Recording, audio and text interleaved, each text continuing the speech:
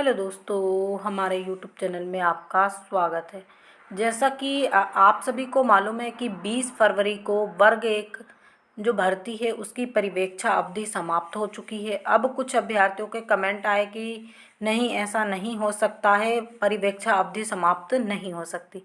तो देखिए, सबसे पहले क्या होता है, आपका जो भी भर्ती होती है उसका नोटिफिकेशन जारी किया जाता है, जिसके बाद आपका रिज़ल्ट आता है। और रिज़ल्ट के बाद जो ईएसबी कहिए या फिर विभाग कहिए, जिसके भी द्वारा एक चयन सूची जारी की जाती है, एक की जाती है वेटिंग सूची। अब चयन सूची वालों का तो हो गया है सिलेक्शन, उनका तो काम हो गया है ख़त्म यहाँ से भर्ती प्रक्रिया से।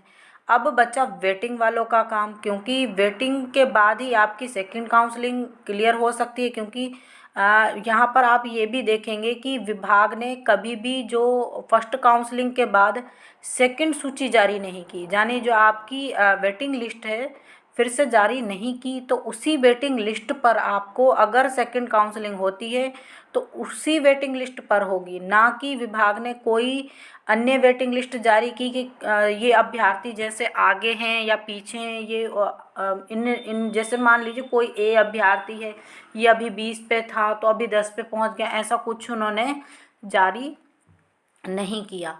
तो देखिए, विभाग उसी ही वेटिंग लिस्ट उसको ही वेटिंग लिस्ट अभी तक भी मान रहा है, और आप लोगों को भी मानना पड़ेगा, क्योंकि दूसरी कोई भी वेटिंग लिस्ट नहीं आई है, सभी को मालूम है। अब दूसरी बात यहाँ पर हम ये करेंगे कि अब जैसे अभ्यर्थी बोल रहे हैं कि नहीं, परिवीक्षा अवधि समाप्त नहीं हो सकती है, तो देखिए यहाँ पर आप, ये हमने नोटिफिकेशन से ही निकाला है। यहाँ पर आप ये चीज़ देखिए, प्रतीक्षा सूची, चयन सूची में सम्मिलित अभ्यर्थियों के अतिरिक्त शेष अहर्तकारी अभ्यर्थियों को प्रतीक्षा सूची में रखा जाएगा। प्रतीक्षा सूची की काल अवधि के लिए विधि मान्य जो यानी कानूनी तरीके से मान्य रहेगी 1 वर्ष के लिए। इसमें लिखा है ना, प्रतीक्षा सूची 1 वर्ष की कालावधि के लिए विधि मान्य रहेगी, किंतु शासन की अनुमति से ये बढ़ाई जा सकती है। तो पिछली बार भी हमने ये वीडियो डाली थी, तब पालीवाल सर शिक्षा मंत्री जी से मिले।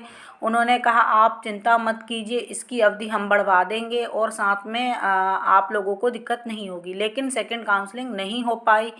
अब ये आप यहाँ पर देख सकते हैं, तो उस आधार पर जैसा कि आपका रिज़ल्ट जिस दिन जारी किया गया होगा, उसके बाद एक वेटिंग सूची जारी की होगी। जिस दिन सूची जारी की जाती है उसके 1 वर्ष के अंदर जो उसकी परिवीक्षा अवधि होती है वो समाप्त हो जाती है। और विभाग ने भी, अभी तक हमारी सेकंड काउंसलिंग नहीं हुई, तो इसलिए विभाग अब इसको आगे नहीं बढ़ाएगा। ये विभाग का अंतिम फैसला है। दूसरी बात क्या होता है, एक भर्ती को समाप्त करने के लिए, देखिए कभी भी आप देखिए 2018 की भर्ती भी देखिए, विभाग ने कभी घोषणा नहीं की, बस अभ्यर्थियों, देखिए एक क्या होता है पोर्टल पर घोषित करना कि इस भर्ती को हम समाप्त कर रहे हैं। आज तक 2018 की भर्ती कभी भी पोर्टल पर समाप्त नहीं की। जो अभ्यर्थी उनसे पूछने जाते हैं कि तीसरी काउंसलिंग कब होगी, तो वो बोल देते हैं भर्ती समाप्त हो चुकी है। अब कभी भी विभाग यही करता है, क्योंकि यहाँ पर अभ्यर्थी ऑब्जेक्शन उठा सकते हैं, इसलिए ये नहीं किया जाता है। लेकिन यहाँ पर आप देखेंगे कि 2018 के आंदोलन चलते रहे और अचानक से नोटिफिकेशन जारी किया। 2018 वाले बोले आप एग्ज़ाम मत दीजिए, अभी भी हमारे पास वो वीडियो रखी है, और हमारा साथ दीजिए 23 वाले, लेकिन 23 वालों ने एग्ज़ाम दिया। इसी प्रकार से अब भी यही होगा, जो एक हमारी भर्ती कंटिन्यू रहेगी, एक नई भर्ती का नोटिफिकेशन निकाल दिया जाएगा।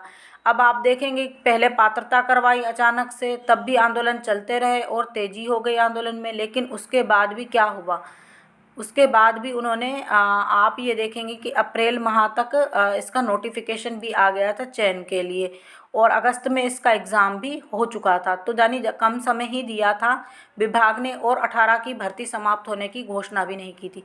अब दूसरा क्या होता है, कोई भी भर्ती समाप्त करने का दूसरा तरीका विभाग का क्या होता है, जिस वर्ष में, जैसे कि ये भर्ती 23 में निकाली गई, तो इसकी वैलिडिटी 26 तक रहेगी, यानी कि 26 तक ये भर्ती चलेगी जिस माह में इसका नोटिफिकेशन आया था।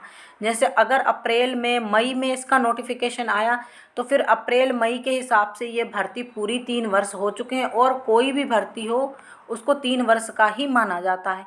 किन्हीं कारणों से अगर विभाग स्वयं ही काउंसलिंग करवाना चाहे तो उसकी अवधि को बढ़वा सकता है। तो हम लोगों को एकजुट होकर, जो भी अभ्यर्थी हैं जो सेकंड काउंसलिंग के लिए इंतज़ार कर रहे हैं, उनको एकजुट होकर DPI जाना चाहिए। हम बार बार ये वीडियो इसलिए बना रहे हैं, नहीं तो विभाग क्या करेगा, चुपचाप इस फाइल को क्लोज कर देगा और फिर सेकंड काउंसलिंग नहीं हो पाएगी। तो आप लोगों को, इसलिए हम ये आप लोगों को अवगत करवा रहे हैं, ताकि देखिए क्या होता है, कुछ लोग कहते हैं कि मैडम आप ऐसा बोल रहे हो या मैडम आपने ऐसा कहा, ऐसा कुछ नहीं होगा। जो सच्चाई होती है उसको स्वीकार करना सबसे अच्छा होता है और फिर उस चीज़ को पकड़कर आगे चलना उससे ज़्यादा अच्छा होता है। अगर हम बोल रहे हैं कि भर्ती समाप्त मानी जाएगी तो आप इसके लिए कुछ प्रोटेस्ट कीजिए, अपनी बात को रखिए। दूसरी बात, अगर आप इस चीज़ को हल्के में लेंगे, विभाग तो कुछ भी नहीं बताएगा। कुछ दिनों बाद आपकी, वैसे भी अगर मई में इसका नोटिफिकेशन आया, चलो अप्रैल मानिए, मई मानिए, 2-1 महीने बाद फिर भी इसकी अवधि समाप्त हो जाएगी। आप उस चीज़ को क्यों नहीं ध्यान में रखते और उस हिसाब से अपना आंदोलन कीजिए, उस हिसाब से मंत्रियों से मिलिए और परिवीक्षा अवधि को बढ़वाने की कोशिश कीजिए।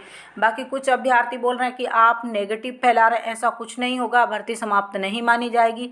वो आपका मानना है, जो विधि मान्य है, इसमें लिखा हुआ है ना, जो विधि मान्य है, यानी कि जो हमें तर्क सही लगा वो हमने अपनी तरफ से रखा, आपके लिए रखा, क्योंकि आप इस पर भी एक्शन लीजिए। दूसरी बात, अगर नहीं लेंगे तो अचानक से चीज़ें सामने आती हैं, वो बिगड़ जाती हैं ज़्यादा। इससे पहले आपको पहले से मालूम होगा, आप उस चीज़ के पीछे लग जाएंगे तो उस चीज़ को सुधरवा सकते हैं। दूसरी बात, हम इसके बाद एक और वीडियो डालेंगे कि आपकी भर्ती कैसे जिंदा रहेगी, उस पर भी हम वीडियो लाएंगे कि अब आप किस तरह से काउंसलिंग करवा सकते हैं। तो इसी प्रकार की जानकारी के लिए हमारे साथ जुड़े रहिए। जो लोग हमारे चैनल पर पहली बार विजिट कर रहे हैं, प्लीज़ चैनल को सब्सक्राइब कर लीजिए।